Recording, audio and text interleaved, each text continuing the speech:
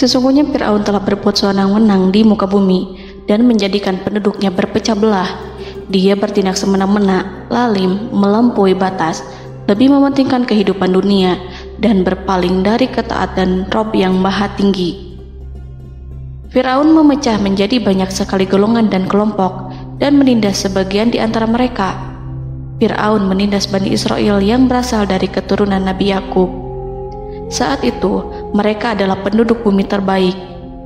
Mereka berada di bawah kuasa Raja Tiran yang zalim, yang memperbudak dan mempekerjakan mereka untuk pekerjaan-pekerjaan hina. Ada banyak faktor yang melatar belakangi perbuatan raja tersebut. Selain karena kebencian, ada juga faktor ramalan yang beredar pada saat itu. Bani Israel mengalami siksaan dan penyiksaan yang tak terkira. Nabi Musa diutus oleh Allah Subhanahu wa Ta'ala untuk membebaskan Bani Israel dan telah berulang kali memperingatkan Fir'aun agar membebaskan kaumnya. Namun Fir'aun tetap bersikeras dan menolak. Suatu hari Allah Subhanahu wa Ta'ala memerintahkan Nabi Musa untuk kembali kepada Fir'aun dan menunjukkan mukjizat. Di sana Nabi Musa menunjukkan beberapa mukjizat, termasuk mengubah tongkatnya menjadi ular raksasa dan di tangannya mengeluarkan cahaya. Namun Fir'aun tetap ingkar, dan dari situlah awal mula kehancuran Fir'aun dan pengikutnya. Tentang bagaimana detail kisah lengkapnya serta kelanjutan nasib Fir'aun, dari mana awal mula keangkuhan Fir'aun sampai mengakui dirinya sebagai Tuhan, serta dari mana sumber kekayaan Fir'aun yang sampai penasihatnya saja Qorun bisa membangun istana megah, akan dibahas lengkap di sini. Namun sebelum saya melanjutkan kisahnya, dimohon kepada pemirsa untuk menonton video ini sampai selesai, supaya tidak ada kesalahpahaman dalam memahami isi cerita, serta mohon bantu channel ini semakin berkembang dengan cara subscribe dan berikan like serta komen positifnya. Semoga bantuan pemirsa sekalian menjadi amal jariah dan bernilai pahala di sisinya. Bismillahirrahmanirrahim. Fir'aun menguasai seluruh negeri. Seiring dengan makmurnya negeri Mesir, kekuasaan Fir'aun semakin hari semakin bertambah. Fir'aun berkuasa tanpa ada yang berani menentang, dan dia membuat keputusan sesuka hatinya. Bahkan dengan kesombongannya, dia sampai berani mengaku sebagai Tuhan. Gelar Fir'aun Raja Mesir kuno punya pengaruh besar yang diyakini sebagai seorang yang bertanggung jawab untuk melindungi dunia pada saat itu. Fir'aun bukanlah nama seseorang, melainkan sebutan dalam Al-Quran yang merujuk pada seorang Raja Mesir yang sombong, suka menindas, dan sering melampaui batas, yang hidup ketika Nabi Musa alaihi salam bayi sampai dirinya dibinasakan oleh Allah di Laut Merah. Fir'aun merupakan sebuah gelar bagi raja-raja Mesir yang muncul di era New Kingdom.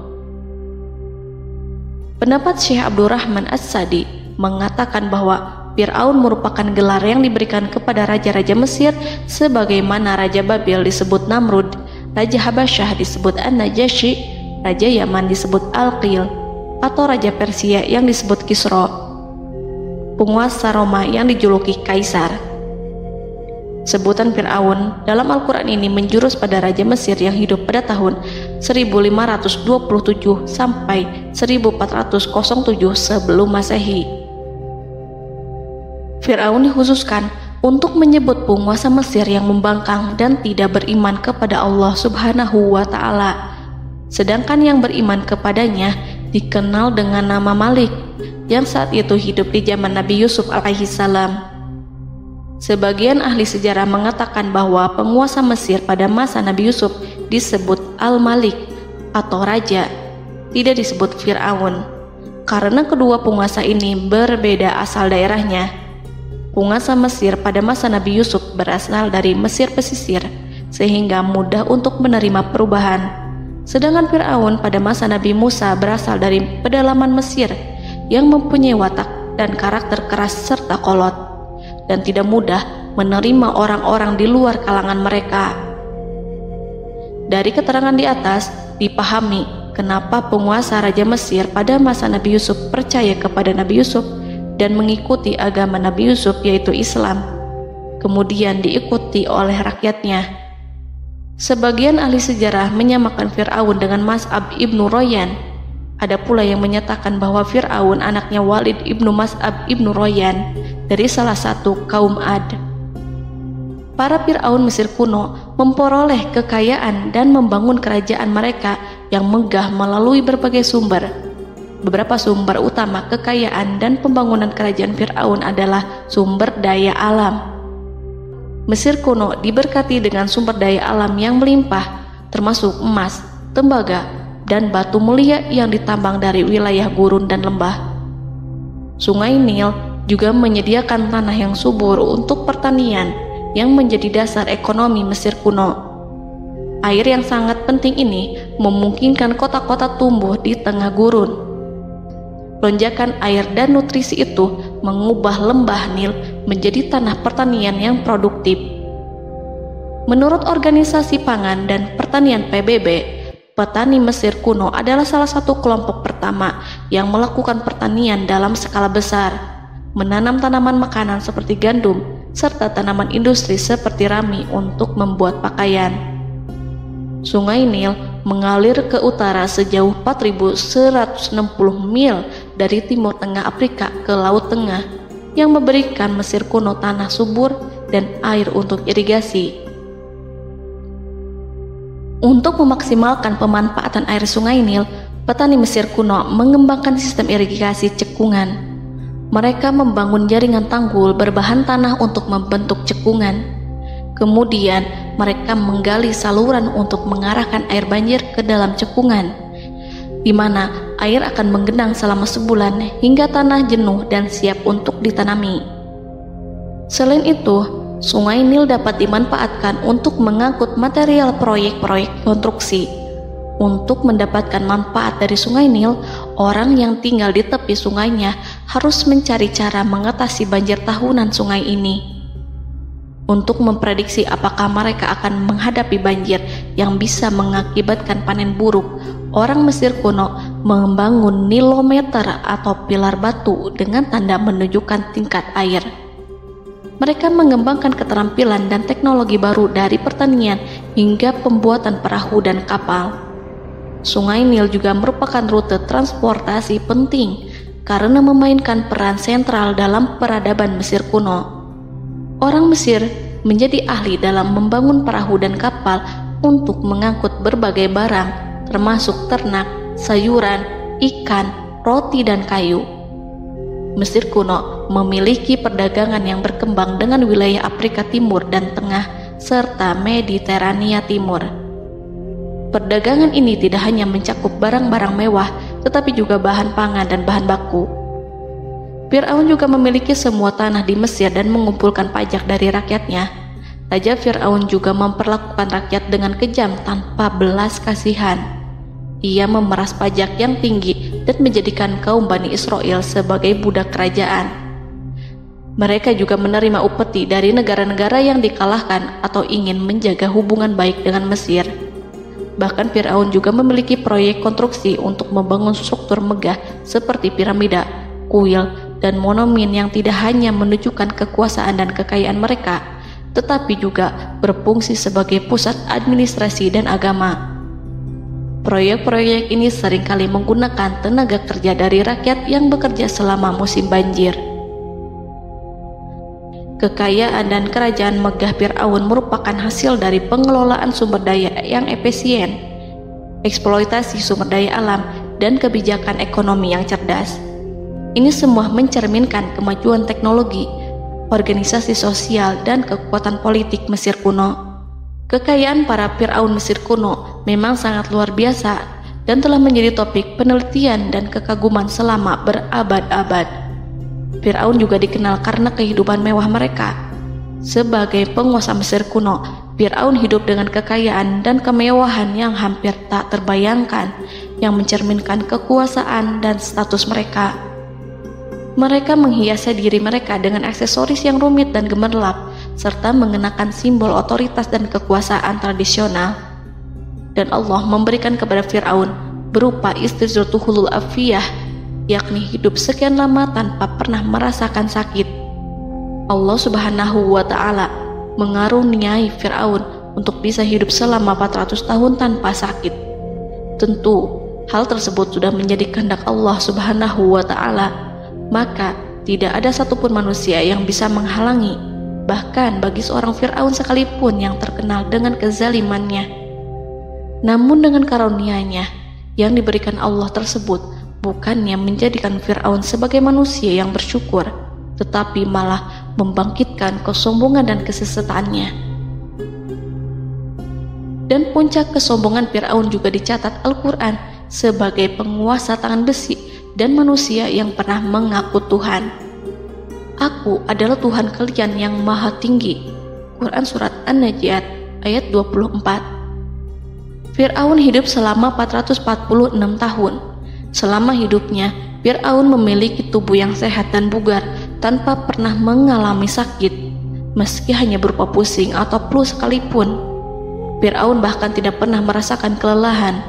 Fir'aun tidak pernah merasakan perihnya lapar, kerongkongannya tidak pernah tersentuh panasnya dahaga. Seandainya dalam semalam saja Fir'aun dilanda sakit berupa pusing atau demam, maka ia akan sibuk untuk mengurus dirinya sendiri dan tidak berpikiran untuk mengaku bahwa ia adalah Tuhan. Hal ini pun dijelaskan dalam kitab Ihya Ulumuddin Al-Qut Al-Qulub oleh Imam Al-Ghazali. Sesungguhnya yang menyebabkan Fir'aun sampai berani mengatakan, "Aku adalah Tuhan kalian yang maha tinggi," hal ini disebabkan karena ia mengalami masa sehat dalam hidupnya yang begitu lama. Kekejaman Raja Fir'aun diikuti dengan kesombongannya. Ia enggan bersyukur atas kemakmuran yang dianugerahkan Allah Subhanahu wa Ta'ala. Ia justru menjadikan negeri Mesir penuh dengan kemusyrikan. Sungguh, dia Fir'aun termasuk orang-orang yang berbuat kerusakan, dan kami hendak memberi karunia kepada orang-orang tertindas di bumi, dan hendak menjadikan mereka pemimpin dan menjadikan mereka orang-orang yang mewarisi bumi. Dan kami teguhkan kedudukan mereka di bumi, dan kami perlihatkan kepada Fir'aun dan Haman bersama bala tentaranya apa yang selalu mereka takutkan dari mereka. Surat Al-Qasas ayat 1-6. Haman yang merupakan penasihat dan sekaligus pelaksana proyek pembangunan menara untuk Fir'aun yang ikut berkontribusi dalam kesesatan Fir'aun, dan dia juga yang menjadi aktor utama atas kezaliman Fir'aun yang nantinya memberikan nasihat kepada Fir'aun dan mendorongnya untuk menolak ajaran Nabi Musa alaihi salam. Faktor yang mendorong Fir'aun melakukan tindakan keji ini adalah Bani Israel yang mempelajari suatu hal yang mereka riwayatkan dari Ibrahim, bahwa suatu saat nanti akan lahir seorang anak Bani Israel yang akan menghancurkan kekuasaan Raja Mesir. Berita gembira ini terjadi saat insiden antara Sarah, istri Nabi Ibrahim alaihissalam, dengan Raja Mesir yang saat itu berniat jahat terhadap Sarah. Namun Allah menjaganya. Berita gembira ini santer terdengar di antara Bani Israel. Kaum Kipti juga membicarakan berita ini, hingga sampailah juga ke telinga Fir'aun. Sebagian amir dan orang-orang dekat Fir'aun menyampaikan hal itu kepadanya saat tengah berbincang pada malam hari. Waktu itu Fir'aun langsung menginstruksikan untuk membunuh seluruh anak laki-laki Bani Israel untuk mengantisipasi kelahiran anak yang dimaksud. Tapi apa boleh buat, kewaspadaan sama sekali tidak bisa menghindari takdir.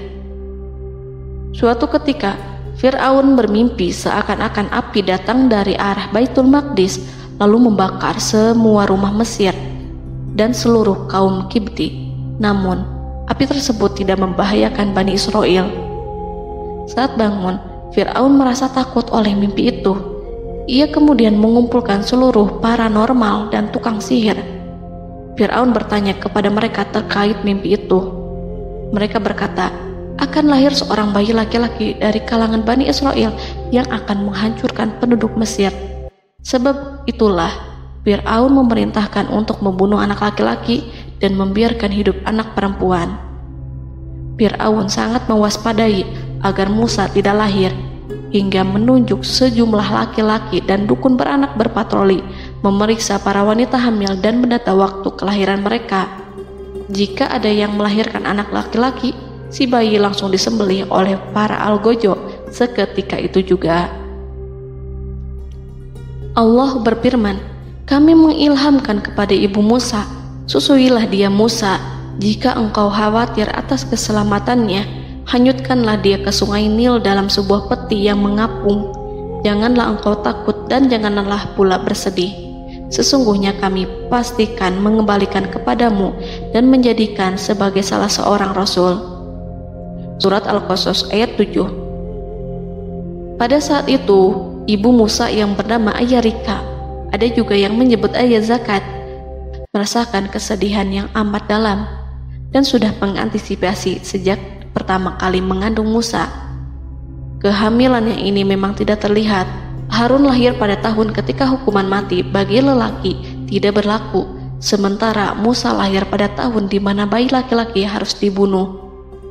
Saat melahirkan, ibunya mendapat ilham agar Musa kecil diletakkan di dalam peti yang diikat dengan tali.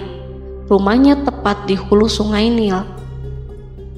Ia menyusui Musa, kemudian ketika khawatir pada seseorang, ia meletakkan Musa di peti itu, lalu dilepaskannya ke lautan, sementara talinya tetap dipegang. Setelah semua orang pergi, ia tarik kembali peti itu. Namun suatu hari, ibu Musa melepaskan peti itu, tetapi dia lupa tidak mengikatnya dengan tali, sehingga peti berisi Musa kecil itu hanyut bersama aliran sungai Nil hingga melintas tepat di depan istana Fir'aun. Selir-selir Fir'aun itu memungut peti dalam kondisi tertutup rapat. Mereka tidak berani membukanya. Peti itu kemudian diletakkan di depan istri Fir'aun, Asiyah binti Muzahim. Ada pendapat yang mengatakan bahwa Asiyah berasal dari Bani Israel dari keturunan Musa. Saat membuka penutup peti dan menyingkap tirai penutupnya, Asiyah melihat wajah Musa kecil memancarkan sinar-sinar nubuah kemuliaan. Begitu melihatnya, Asiyah langsung jatuh hati dan sangat mencintainya. Saat Fir'aun tiba, ia berseru, "Apa ini?" Kemudian ia memerintahkan untuk menyembelihnya, tetapi sang istri meminta agar bayi tersebut diberikan kepadanya. Sang istri berkata, "Dia adalah penyejuk mata hati bagiku dan bagimu." Fir'aun menimpali, "Iya, bagimu, tapi bagiku tidak. Aku tidak memerlukan bayi itu." Petaka memang selaras dengan tutur kata. Kata-kata istri Fir'aun, mudah-mudahan dia bermanfaat kepada kita. Allah memberikan manfaat yang ia harapkan. Di dunia, Allah memberikan hidayah padanya melalui sosok Musa, dan di akhirat, Allah menempatkan dia di surganya karena Musa. Atau kita ambil dia menjadi anak. Keduanya pun mengadopsi Musa karena mereka berdua tidak punya anak. Perkataan Asiyah ini diabadikan dalam Al-Quran surat Al-Qasas ayat 9. Dan berkatalah istri Fir'aun, "Ia adalah penyejuk mata hati bagiku dan bagimu. Janganlah kamu membunuhnya. Mudah-mudahan ia bermanfaat kepada kita, atau kita ambil ia menjadi anak, sedangkan mereka tidak menyadari." Dalam ayat ini Allah Subhanahu wa Ta'ala berfirman yang artinya, sedangkan mereka tidak menyadarinya. Ibnu Katsir menjelaskan maksud dari ayat ini, mereka tidak mengetahui apa yang dikehendaki Allah, bahwa di tangan anak itulah terjadinya kehancuran masa depan Fir'aun dan bala tentaranya. Mereka tidak mengetahui hukuman besar Allah yang dikehendaki terhadap Fir'aun dan pasukannya. Mereka tidak tahu bahwa Allah menakdirkan mereka untuk memungutnya. Saat Musa tinggal di kediaman Fir'aun, pihak keluarga ingin menyusuinya. Namun Musa tidak mau menerima susu wanita manapun. Ia juga tidak mau makan, hingga mereka dibuat bingung karenanya. Mereka berusaha sebisanya untuk memberi Musa makan, namun Musa tidak mau. Seperti yang Allah sampaikan dalam surat Al-Qasas ayat 12. Dan kami cegah dia Musa menyusu kepada perempuan-perempuan yang menyusuinya sebelum itu. Mereka kemudian mengirim Musa bersama para dukun beranak dan sejumlah wanita ke pasar. Mungkin Musa mau menyusu pada seorang wanita di sana. Saat semua orang berdiri di hadapan Musa, saudari Musa melihatnya. Ia tak memperlihatkan sikap seakan-akan mengenal bayi yang sebenarnya adalah adiknya. Mereka kemudian pergi bersama saudari Musa itu ke kediaman Musa. Musa kecil kemudian digendong ibunya untuk menyusui bayi itu. Bayi yang tidak lain adalah anaknya sendiri, langsung menyusu dengan lahap. Melihat hal itu, mereka merasa sangat puas dan gembira. Mereka pun melaporkan peristiwa yang sangat menggembirakan itu kepada Asia. Asia meminta agar perempuan yang tidak lain adalah ibunya Musa itu untuk menetap bersamanya dan memohon kebaikan serta kesediaannya. Namun, perempuan itu menolaknya seraya berkata, "Sesungguhnya aku mempunyai suami dan anak-anak yang tidak bisa aku tinggalkan. Akan tetapi, aku siap melakukan jika bayi itu dibawa kepadaku ke rumahku." Akhirnya Asia mengutus ajudan kerajaan untuk menyerahkan bayi itu kepada ibunya Musa untuk disusui secara rutin. Asia kemudian memberikan berbagai macam fasilitas kepada ibu Musa, berupa biaya nafkah sehari-hari, pakaian-pakaian bagus, dan beberapa hadiah istimewa yang lainnya sebagai kompensasi upah menyusui bayi itu. Akhirnya, Musa kecil kembali ke pangkuan ibunya dan berada di bawah asuhannya. Allah telah menyatukan kembali bayi yang bernama Musa itu dengan ibunya sendiri. Fir'aun tidak akan menyangka jika Allah telah mempersiapkan sesuatu yang besar lewat kehadiran Musa kecil di kerajaannya. Sang raja bengis lagi terpedaya oleh banyaknya pasukan yang dimiliki, kekuasaan, dan luasnya kerajaan yang maha agung yang tak terkalahkan, dan takdirnya tak bisa ditentang. Allah telah memutuskan bahwa bayi itu yang dia dan pengikutnya waspadai keberadaannya itu hingga dengan bengis membunuh banyak sekali nyawa yang tak terhitung jumlahnya. Padahal anak tersebut justru tumbuh dewasa di kediamannya, di atas kasurnya, memakan makanannya, dan meminum yang ada di rumahnya. Fir'aun sendiri justru mengadopsi dan merawat serta mengasuhnya tanpa menyadari rahasia besar di balik itu. Anak itu yang membuatnya binasa di dunia dan akhirat karena menentang kebenaran yang nyata yang ia sampaikan kepadanya. Nabi Musa tumbuh dan hidup sebagai salah seorang dari keluarga kerajaan hingga mencapai usia dewasanya, di mana ia memperoleh asuhan dan pendidikan sesuai dengan tradisi istana. Allah Subhanahu wa Ta'ala mengaruniakannya hikmah dan pengetahuan sebagai persiapan tugas kenabian dan risalah yang diwahyukan kepadanya. Musa tumbuh menjadi seorang pemuda yang mempunyai fisik dan akhlak yang kuat. Allah anugerahkan kepada Musa kesempurnaan tubuh dan kekuatan jasmani. Musa juga menyadari bahwa dia hanyalah anak angkat, tidak setetes pun darah Fir'aun mengalir padanya, dan bahwa ia keturunan Bani Israel yang ditindas dan diperlakukan sewenang-wenang oleh Fir'aun dan kaumnya. Maka dia berjanji kepada dirinya sendiri akan menjadi pembela bagi kaum-kaum yang lemah yang tertindas. Kekuatan fisik Nabi Musa memang tidak bisa diragukan. Itu terbukti pada saat Nabi Musa mampu mengangkat batu penutup sumur seorang diri, padahal batu itu hanya bisa diangkat oleh 10 orang laki-laki. Peristiwa kedua saat perkelahian antara Bani Israel dan orang Kipti atau kaumnya Fir'aun, suku asli Mesir. Saat orang Israel meminta pertolongan kepada Musa untuk mengalahkan orang Kipti, Musa menghampiri orang Kipti tersebut. Dengan tangan terkepal, Musa meninju orang Kipti dan matilah musuhnya itu. Orang Kipti hanya mati karena pukulan itu. Musa tidak sengaja dan tidak bermaksud untuk membunuh orang Kipti. Musa hanya berniat membuatnya jera. Dan karena peristiwa itulah Nabi Musa pergi meninggalkan Mesir karena Musa takut terhadap Fir'aun dan tentaranya yang akan membunuhnya.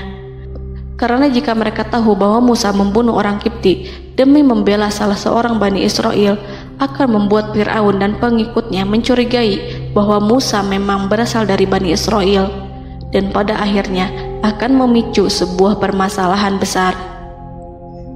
Dan pada waktu yang sudah ditentukan oleh Allah, sekitar 10 tahun Nabi Musa meninggalkan Mesir. Pada akhirnya Allah mengamanahkan dia sebagai seorang rasul. Allah anugerahkan kepadanya hikmah kenabian dan pengetahuan di usia 40 tahun. Allah perintahkan Musa kembali ke Mesir untuk menghadapi Fir'aun dan mengajak dia mengakui Tuhan semesta alam. Tugas ini penuh dengan bahaya, mungkin bisa membuat Musa kehilangan nyawa, tetapi menuruti perintah Allah itu mutlak baginya. Ditemani oleh saudaranya Harun untuk membantunya membenarkan perkataannya. Lidah Musa cedal karena bara api yang pernah diletakkan di lidahnya saat Fir'aun hendak menguji akalnya setelah menarik jingat Fir'aun hingga berdarah. Fir'aun bermaksud untuk membunuhnya. Asyah mengkhawatirkan Musa lalu berkata, dia masih kecil. Fir'aun kemudian menguji Musa dengan meletakkan buah dan bara api di hadapannya. Musa kecil hendak bermaksud meraih buah-buahan, tetapi tangannya dialihkan oleh malaikat. Lalu Musa mengambil bara api dan ia letakkan di lidahnya. Lidahnya cedal karena bara api ini. Musa meminta kepada Allah agar kekakuan yang ada di lidahnya dihilangkan sebagian, sebatas agar kata-katanya bisa dipahami, dan tidak meminta untuk dihilangkan secara total, karena para rasul hanya meminta sebatas yang diperlukan. Pergilah kamu kepada Fir'aun, karena dia benar-benar telah melampaui batas, maka berbicaralah kamu berdua kepadanya dengan kata-kata yang lemah lembut. Mudah-mudahan dia sadar atau takut. Quran Surat Toha ayat 42-43. Ini merupakan sifat santun dan kasih sayang serta rahmat Allah terhadap makhluknya, meski Allah mengetahui kekafiran dan kesewenang-wenangan dan kesombongan Fir'aun. Bersama Harun, Musa mendatangi Fir'aun setelah menemui beberapa rintangan yang lazim ketika akan menemui raja pada waktu itu. Pertemuan Musa dan Harun juga dihadiri oleh beberapa anggota pemerintahan dan penasihat. Bertanyalah Fir'aun kepada mereka berdua, siapakah kalian berdua ini? Musa menjawab, kami Musa dan Harun adalah pesuruh Allah agar kamu membebaskan Bani Israel dari perbudakan dan penindasanmu dan menyerahkan mereka kepada kami agar mereka menyembah kepada Allah dengan leluasa dan menghindari siksaanmu. Fir'aun segera mengenal Musa dan berkata kepadanya, bukankah engkau Musa yang sudah kami asuh sejak bayimu dan kami asuh dalam istana sampai usia remajamu dan mendapat pendidikan serta pengajaran yang menjadikan engkau pandai? Dan bukankah engkau yang melakukan pembunuhan terhadap diri daripada seorang dari golongan kami? Sudahkah engkau lupa terhadap itu semua dan tak ingat akan jasa kami kepadamu? Musa menjawab, bahwasannya engkau telah mengurus aku sejak kecil.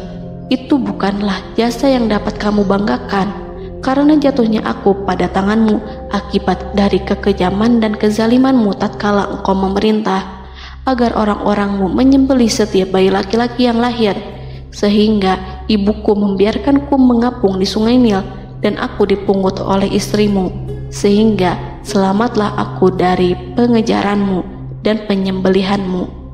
Dan kebaikan yang engkau sebutkan itu sebanding dengan perlakuanmu terhadap sebuah suku bangsa besar, yaitu Bani Israel secara keseluruhan, karena engkau telah menindas dan menjadikan mereka budak-budak untuk melayanimu.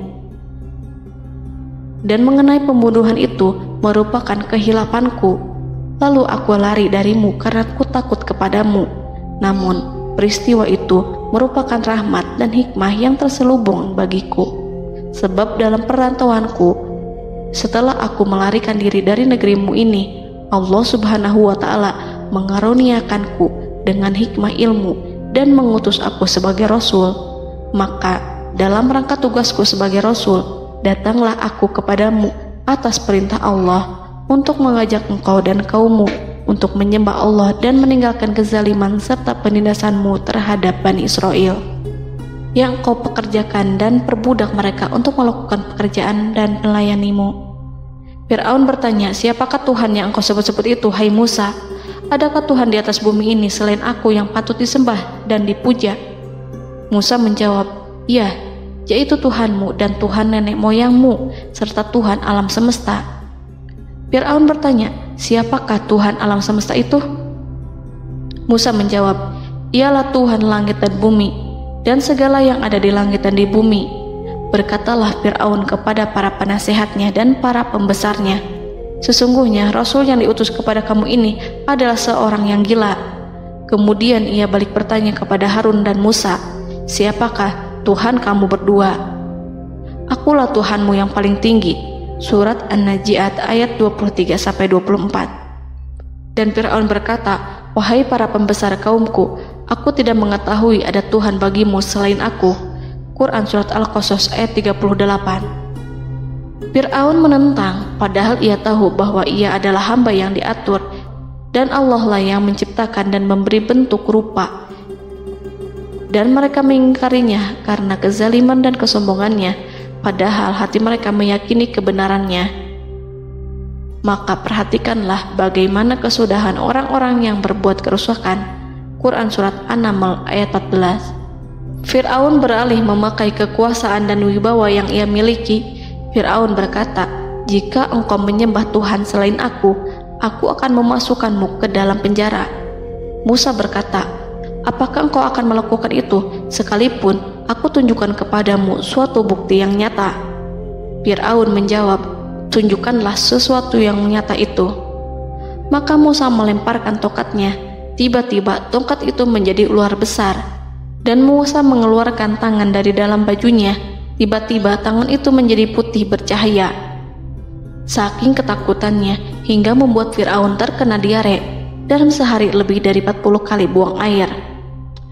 Namun Fir'aun sebagai raja yang mengaku Tuhan tentu tidak akan begitu saja menyerah kepada Musa, walaupun telah diperlihatkan 2 mukjizat. Bahkan Fir'aun berkata kepada kaumnya yang dikhawatirkan terpengaruh oleh mukjizat Musa, bahwa apa yang dilakukan Musa merupakan sihir, dan Musa Harun adalah ahli sihir yang datang dengan maksud menguasai Mesir. Salah satu penasehatnya, yaitu Haman, mengusulkan agar mengumpulkan semua ahli sihir dari berbagai penjuru kerajaan untuk bertanding mematahkan sihir Musa, yang tanpa pikir panjang Fir'aun setujui. Fir'aun pun berkata kepada Musa, apa yang kau bawa ini adalah sihir. Kami akan melawanmu dengan sihir yang sama. Fir'aun pun kemudian meminta Musa untuk bertemu pada waktu dan tempat yang disepakati, dan langsung disetujui Nabi Musa tanpa ragu sedikit pun. Inilah salah satu tujuan terbesar Musa untuk memperlihatkan ayat-ayat hujah dan bukti-bukti nyata Allah di hadapan halayak ramai. Dengan berbekal pertolongan Allah, Musa yakin akan menang melawan para ahli sihir itu. Maka pada waktu yang sudah ditetapkan, yakni pada permulaan hari, saat cahaya matahari mulai terik menyengat, sehingga kebenaran akan terlihat terlebih jelas dan nyata, orang-orang berbondong-bondong menuju tempat yang sudah ditentukan untuk melihat pertandingan sihir yang sudah dihadiri ribuan tukang sihir. Menurut Muhammad bin Ka'ab, mereka berjumlah 80.000 ahli sihir. Mereka sudah dijanjikan hadiah dan uang yang besar jika berhasil mengalahkan Musa. Para penyihir istana berkata, wahai Musa, apakah engkau yang mau lebih dahulu ataukah kami? Musa menjawab, silahkan kalian lebih dahulu. Maka ketika tali-tali dan tongkat-tongkat ahli sihir dilemparkan, tiba-tiba berubah menjadi seakan-akan ia merayap cepat karena sihir mereka. Ada rasa takut yang menyelimuti hati Musa, takut jika orang-orang terkena fitnah sihir dan tipu daya mereka. Namun Allah langsung menguatkan Musa dan berkata, yang diabadikan dalam Quran Surat Toha ayat 65-69. Janganlah engkau takut, sungguh engkaulah yang unggul, dan lemparkanlah apa yang ada di tangan kananmu, niscaya ia akan membuat. Apa yang mereka buat itu hanyalah tipu daya tukang sihir belaka, dan tidak akan menang tukang sihir itu dari manapun ia datang. Saat Musa melemparkan tongkat, tongkat itu berubah menjadi ular besar yang memiliki kaki, berleher besar, dan bentuk yang menakutkan, hingga semua orang lari dan menjauh. Ular itu kemudian menelan tali-tali para tukang sihir dengan satu persatu dengan gerakan super cepat. Semua orang melihatnya dengan penuh keheranan, sementara para tukang sihir mereka tercengang dan bingung kala melihatnya. Mereka melihat sesuatu yang sama sekali tidak pernah terlintas di benaknya dan juga berada di luar bidang yang mereka kuasai. Saat itulah mereka tahu pasti bahwa yang mereka lihat itu bukanlah sihir, sulap, khayalan ilusi ataupun kebohongan semata, tetapi sebuah kebenaran yang hanya bisa dilakukan oleh Yang Maha Benar, yang mengutus mukjizat tersebut dengan benar. Allah menyingkap tabir kelalaian dari hati mereka, menyinarinya dengan petunjuk yang Ia ciptakan dan menyingkirkan gumpalan keras di hatinya. Mereka segera bertaubat dan tunduk sujud kepadanya. Dengan lantang mereka mengatakan kepada semua yang hadir tanpa memperdulikan hukuman ataupun siksaan apapun, "Kami beriman kepada Rob seluruh alam, yaitu Tuhannya Musa dan Harun." Fir'aun yang congkak dan sombong tentu sangat marah dengan apa yang disaksikannya itu. Ketika melihat ahli-ahli sihirnya begitu cepat menyerah dan mengakui kekalahan kepada Musa, bahkan menyatakan beriman kepada Tuhan Musa dan Harun. Tindakan itu dianggapnya sebagai pelanggaran terhadap kekuasaannya dan penentangan terhadap ketuhanannya dan merupakan tamparan bagi kewibawaannya. Fir'aun berkata kepada mereka, "Apakah kalian telah beriman kepada Musa sebelum aku memberi izin? Kenapa kalian tidak terlebih dahulu bermusyawarah kepadaku sebelum melakukan tindakan keji di hadapan rakyatku ini?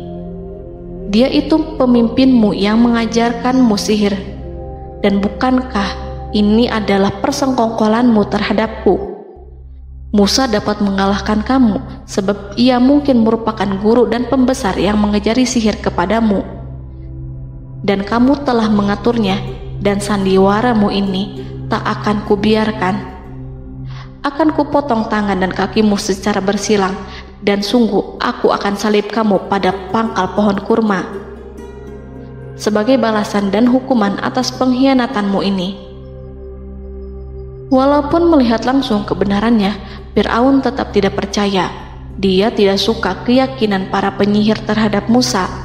Para penyihir itu yang telah mengakui keimanan mereka kepada Allah tak merasa gentar ataupun takut, karena ketika para tukang sihir itu sujud, mereka melihat rumah dan istana-istana di surga yang telah dipersiapkan untuk mereka. Semuanya dirias untuk menyambut kedatangan mereka. Karena itu, mereka tidak peduli dengan ancaman Fir'aun. Setelah peristiwa kekalahan penyihir Fir'aun dengan mukjizat Nabi Musa itu, Fir'aun serta penasihat dan para pembesarnya, termasuk Haman, merencanakan penindasan yang lebih kejam untuk kaum Bani Israel dan merencanakan pembunuhan terhadap Nabi Musa. Fir'aun khawatir jika gerakan Musa tidak dipatahkan akan mengancam kerajaan dan kewibawaannya yang mengaku sebagai Tuhan. Walaupun sudah diingatkan oleh orang mukmin dari kalangan keluarga Fir'aun agar tidak membunuh Nabi Musa dan menyeru kembali menuju jalan yang benar dan mengingatkan kepada akibat yang buruk yang akan didapati nanti, namun Fir'aun dan penasihatnya tetap berada pada kesesatan. Sebagai balasannya, Allah menghukum Fir'aun dan penduduknya dengan kekeringan dan penyakit yang bertahun-tahun karena menolak Rasulnya. Mereka dilanda banjir bandang, darah yang bercampur dengan seluruh air yang ada. Setiap kali mereka akan mengambil air, baik air sumur ataupun air sungai Nil, pasti akan berubah menjadi darah segar. Serbuan belalang pun tidak bisa mereka hindari. Belalang menghinggapi tanaman hingga tak menyisakan satupun buah, daun ataupun rumput. Serangan hama dan wabah katak juga mengerumuni mereka hingga berjatuhan di makanan, wadah-wadah, sampai-sampai ketika ada yang membuka mulut untuk makan ataupun minum, pasti ada katak yang jatuh di situ. Semua hukuman itu hanya menimpa Fir'aun dan pengikutnya, sama sekali tidak menimpa Nabi Musa dan Bani Israel. Namun mereka tidak belajar ataupun berubah, mereka tetap saja kafir dan hanyut dalam kejahatan.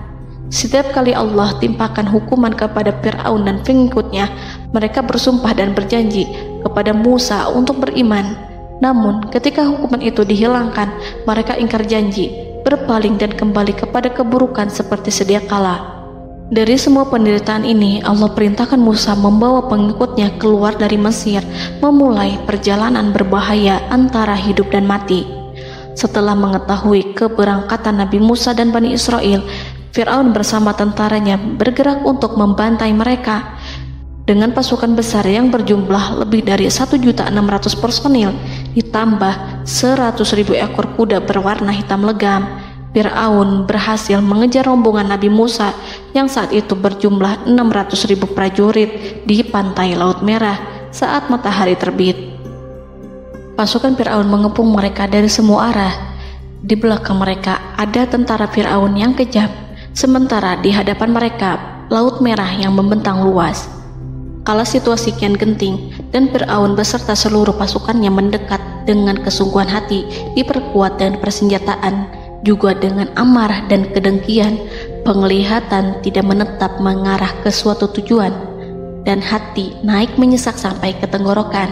Saat itulah Yang Maha Penyantun lagi kuasa, Rob Arsy yang mulia, mewahyukan kepada Musa, "Pukullah laut itu dengan tongkatmu." Maka tatkala Musa memukulkan tongkatnya ke lautan, laut itu pun terbelah. Air lautan berdiri tegak laksana gunung yang terbelah oleh kuasa yang maha agung, yang bersumber dari zat yang mengatakan kepada sesuatu, "Jadilah," maka jadilah sesuatu itu. Allah memerintahkan angin barat untuk menyapu kerikil-kerikil hitam lautan, hingga dasar lautan berubah menjadi tanah yang kering, yang tidak melekat pada kaki-kaki kuda dan hewan. Allah memerintahkan Musa untuk melintas bersama kaumnya. Mereka segera turun melintas dengan senang. Mereka menyaksikan sebuah hal yang membuat mata tercengang dan memberikan petunjuk pada hati orang-orang yang mukmin. Setelah Musa bersama kaumnya melintas secara keseluruhan dan keluar dari lautan, saat itulah pasukan garis depan Fir'aun baru masuk. Saat itu Musa bermaksud memukulkan tongkat ke lautan agar kondisi laut kembali seperti sedia kala, agar Fir'aun dan pasukannya tidak bisa mengejar. Tapi Allah yang Maha Kuasa dan pemilik keluhuran memerintahkan agar lautan tetap dibiarkan seperti itu, seperti yang ia firmankan. Saat Musa membiarkan lautan dalam kondisi terbelah dan Fir'aun tiba di tepi pantai, ia melihat sesuatu yang dahsyat. Kondisi ini membuatnya tercengang, dan ia tahu betul bahwa apa yang dilihatnya adalah pekerjaan Rob Arsy yang mulia, seperti halnya mukjizat lain yang pernah ia lihat sebelumnya. Fir'aun berhenti dan tidak maju. Ia menyesal karena mengejar Bani Israel dalam situasi seperti ini, di saat penyesalan tiada lagi membawa guna. Namun Fir'aun memperlihatkan sikap tangguh dan kuat di hadapan para pasukannya dan memperlakukan mereka layaknya musuh. Jiwa kafir dan watak Fir'aun mendorong dirinya mengatakan kepada kaum yang ia perdaya hingga patuh dan mengikuti kebatilannya, "Lihatlah bagaimana lautan ini terbelah agar aku bisa mengejar budak-budakku yang melarikan diri dari kekuasaanku, menyimpang dari ketaatanku, dan meninggalkan negeriku." Fir'aun bersembunyi di barisan belakang dengan harapan ia bisa selamat, tapi mustahil ia bisa selamat. Fir'aun terlihat maju mundur. Dan pada kesempatan itu, Jibril menampakkan diri dalam wujud seorang penunggang kuda perawan, lalu melintas di hadapan kuda jantan yang ditunggangi oleh Fir'aun. Kuda yang ditunggangi Fir'aun meringik menghampiri kuda yang ditunggangi Jibril. Fir'aun kemudian masuk ke dalam lautan hingga mendahului kuda dengan tangkas dan cepat. Fir'aun tidak menghindari mara bahaya dari dirinya ataupun mendatangkan manfaat. Mereka segera menyusul hingga semuanya berada di lautan. Setelah bagian depan hendak mencapai tepi, Allah memerintahkan Musa melalui wahyu untuk memukul lautan dengan tongkat. Musa memukul lautan dengan tongkat. Lautan kembali menyatu seperti sedia kala dan menenggelamkan mereka semua. Tak seorang pun yang selamat. Allah menggambarkan tentang bagaimana Fir'aun didengkot orang-orang kafir Kipti tenggelam. Gelombang besar sesekali turun dan sesekali naik membawa Fir'aun. Bani Israel melihatnya dan juga pasukannya, seperti apa siksa dan petaka besar yang Allah timpakan kepadanya dan juga pasukannya, agar Bani Israel senang dan lega. Saat Fir'aun menyaksikan kematian dan mulai sakarat, ia kembali kepada jalan kebenaran dan bertaubat, serta beriman pada saat keimanan tiada lagi membawa guna. Seperti yang Allah sampaikan dalam ayat yang lain, sesungguhnya orang-orang yang dipastikan mendapat ketetapan Rabb-Mu tidaklah akan beriman meskipun mereka mendapat tanda-tanda kebesaran Allah hingga mereka menyaksikan azab yang pedih. Quran Surat Yunus ayat 96-97. Seperti itulah Musa mendoakan keburukan pada Fir'aun dan golongannya agar harta benda mereka dibinasakan, hati mereka diikat sehingga mereka tidak akan beriman hingga melihat siksaan yang pedih, yaitu ketika keimanan tidak ada lagi membawa guna bagi mereka, sekaligus sebagai penyesalan bagi mereka. Allah berfirman kepada Musa dan Harun saat keduanya mengucapkan doa tersebut, sungguh telah diperkenankan permohonan kamu berdua. Quran Surat Yunus ayat 89. Siksaan yang ditimpakan kepada Fir'aun dan pasukannya ini merupakan jawaban atas doa Musa dan saudaranya Harun. Dalam hadis riwayat Imam Ahmad, Rasulullah Shallallahu Alaihi Wasallam bersabda, saat Fir'aun berkata, aku percaya bahwa tidak ada Tuhan melainkan Rabb yang dipercaya Bani Israel, Jibril berkata kepadaku, wahai Muhammad, andai kau melihatku saat mengambil pasir lautan, lalu aku sumpalkan ke mulutnya karena khawatir jika rahmat menghampirinya. Ibnu Abbas dan lainnya mengatakan, sebagian Bani Israel meragukan kematian Fir'aun, bahkan ada yang menyatakan bahwa Fir'aun tidak mati. Allah kemudian memerintahkan lautan untuk mengapungkan jasad Fir'aun. Maka pada hari ini kami selamatkan jasadmu, yaitu dengan mengenakan baju perang yang dengannya kau dikenali, agar engkau dapat menjadi pelajaran bagi orang-orang yang datang setelahmu, yaitu agar kau menjadi bukti bagi Bani Israel atas kekuasaan Allah yang membinasakan Fir'aun.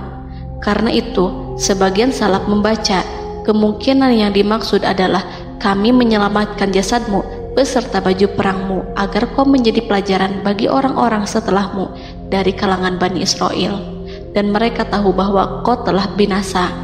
Wallahu a'lam.